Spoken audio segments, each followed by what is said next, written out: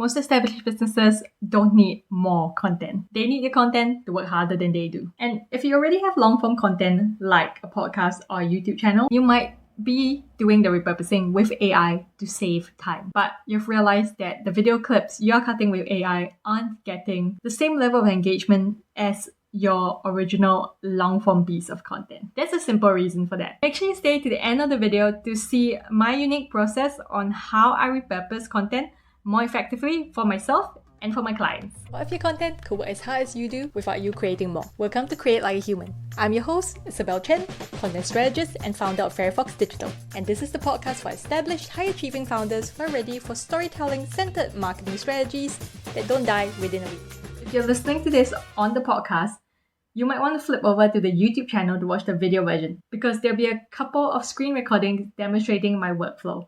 So it's easier to follow along if you're watching on screen. I'm going to start with what most people do in terms of repurposing that is so 2024. You are using AI to repurpose your video clips either from your podcast or your YouTube channel, and it's cutting those clips. But when you watch over it, you realize there's some context missing. So people can't fully understand what's going on. And sometimes your videos might be so low quality that the repurposed clips don't perform as well. Let me give you a little tidbit to reflect on. When you're repurposing video clips or your podcast into only talking videos, you might be missing out on reach. And this is largely because people have different scrolling habits and they have different brains and they might prefer different formats of content. Hear me out here. Some people like to read, some people like to listen, and some people like watching videos. So if you're only repurposing video clips from your YouTube or your podcast, you're missing out on a whole other audience who could be interactive with your content if it were presented in a different format that works for their brains. The other grievance that I have with AI, even though I use it so frequently in my own marketing, if it's not trained properly, it can sound super generic. So you might be putting out lots and lots of repurposed content from your podcast, from your YouTube channel, from your blogs, but it just all blends in because you sound like everyone else. What's missing here is essentially the human element, which is you. I talked about this in a previous video where people are craving seeing the human side of businesses in 2026. And if you want to discover the 4 marketing shifts I think are going to take off in 2026, be sure to check out the previous video. So what are you supposed to do instead of using AI to repurpose? Here's the deal.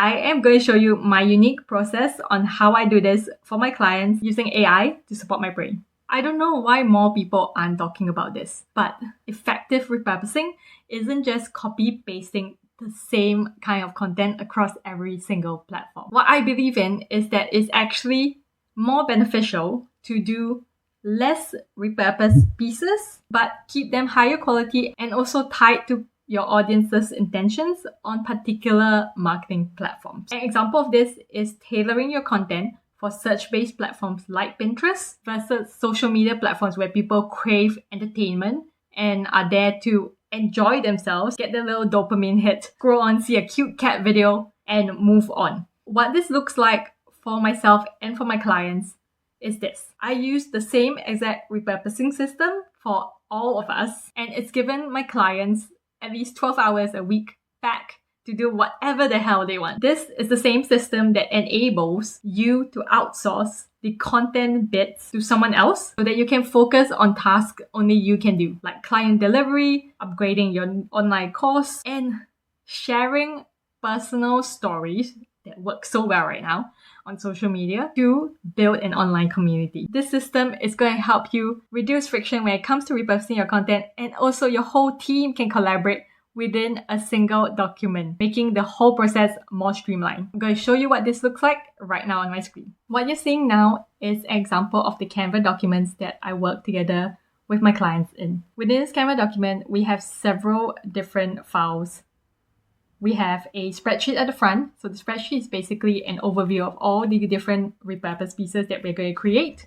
And then we have the different content templates that we use to repurpose that particular piece of content.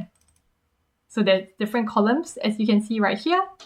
There's the initial idea, content type, text column where I put the text that's going to go into the graphic, and then there's a caption, a date to share, and this super handy feature where you can link the graphic within the file and it'll take you there. How does this whole process start?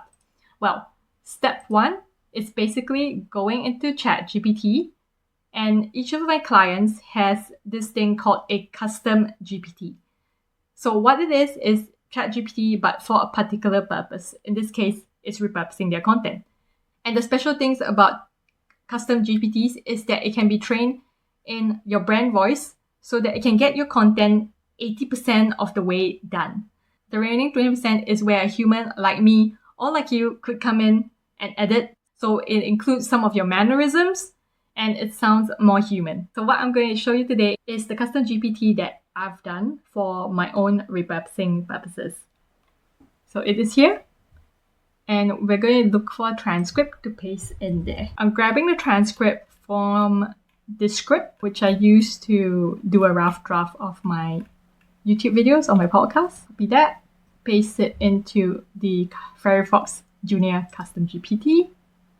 And it's going to help do the initial repurposing outlines.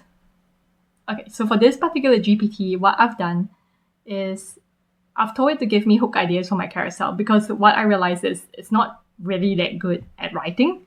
So I prefer to do this using my own brain. So let's give it a couple of ideas. I like this one. Want Pinterest to drive traffic? You need to do this first. That's the right level of intrigue, and it will ensure that people continue reading the rest of the carousel. It's done a quote as well. So it says, Pinterest is not social media, it's a video search engine. Your strategy needs to reflect that. And if you look at the screen, you can see that there's brackets where it says something like awareness to sales. This is part of my content for sales framework where every piece of content is tied back to a business goal that you have. So awareness content, its purpose is meant to reach new people that aren't following you, that are aware they have a problem, but they're looking for a solution. So they would then discover your content, and your content will be like an invitation to them to enter your world because they are made aware that you know what they're going through right now and you have the right solution for them. Maybe they aren't ready to buy it, but they know that you'll be the right person to follow. So I do threads and it's given me a brief threads post. Once again, I said it's not really good at writing, so I need to refine these further. But it's a good initial starting point. It's got my YouTube thumbnail text. So this is the text that I'm going to do on the thumbnail graphic. It's got my YouTube tags. It's got a blog post for awareness and authority building. This is like my trust kind of content.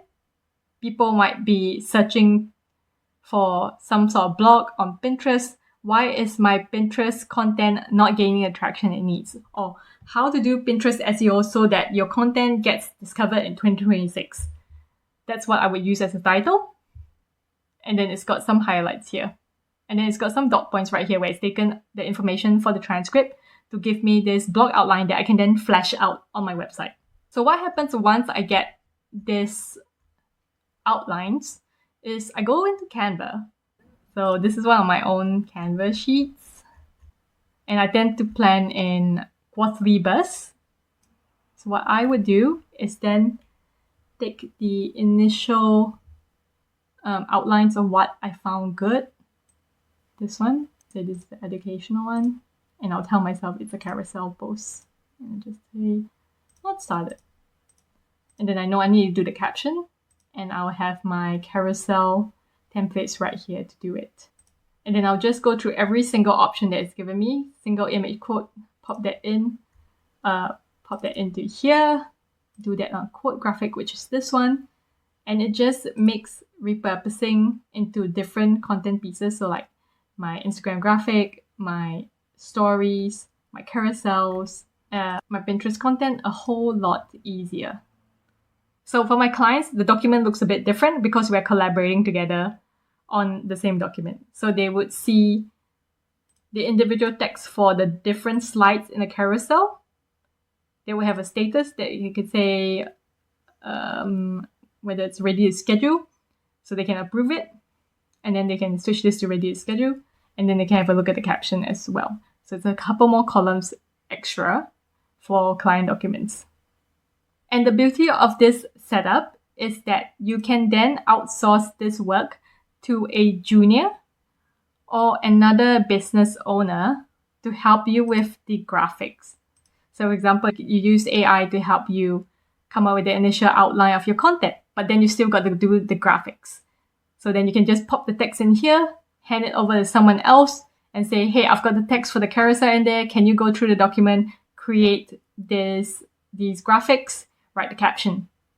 And so they can take all these things, just copy, paste it into the graphic, do each slide. And then all you have to do as the founder of your business is just review the graphics in here. So it cuts down a lot of the time that you spend on content repurposing because everything is so streamlined and it's all within one document for easy collaboration. Now that I've shown you the whole Canva repurposing system that I use for my clients as well as my own content, you might be wondering, where does AI fit into all this repurposing? As you might have seen from the recording before, use AI as a tool to help structure your content and do first drafts because it can't get you 100% of the way there. Some of the content that was coming out right there, even though it had been trained in my brand voice, was still sounding generic because it was lacking emotion, it was lacking the personal perspective that I could give that content. And anything related to a point of view, a tone of voice, deciding where a particular piece of content should go and why it should go there should be decided by human brains. When you understand that AI is just a tool to help you do your job better or to do content better, that is how you stop your content from sounding robotic. And that is what is going to help you maintain your brand reputation and make content fun for your audience to consume. So if you are ready for a strategic content system that is going to save you 12 hours of your time each week, as well as your mental load, you want to check out my Repurposing Reset. It's a one-to-one coaching experience with me as your repurposing partner for the week, designed for time-poor founders who want to repurpose their content more effectively so it gets more reach, more engagement, and ultimately more sales. And if you enjoyed today's episode, don't forget to give me a like and subscribe to the channel. It really helped me in supporting my content in reaching more people. So I'll see you next time. Thanks for tuning in to Create Like a Human. If this episode sparked new ideas, I'd love for you to hit follow and leave a quick review. It'll only take 2 minutes and means more people like you can find the show. Until next time, keep creating like a human.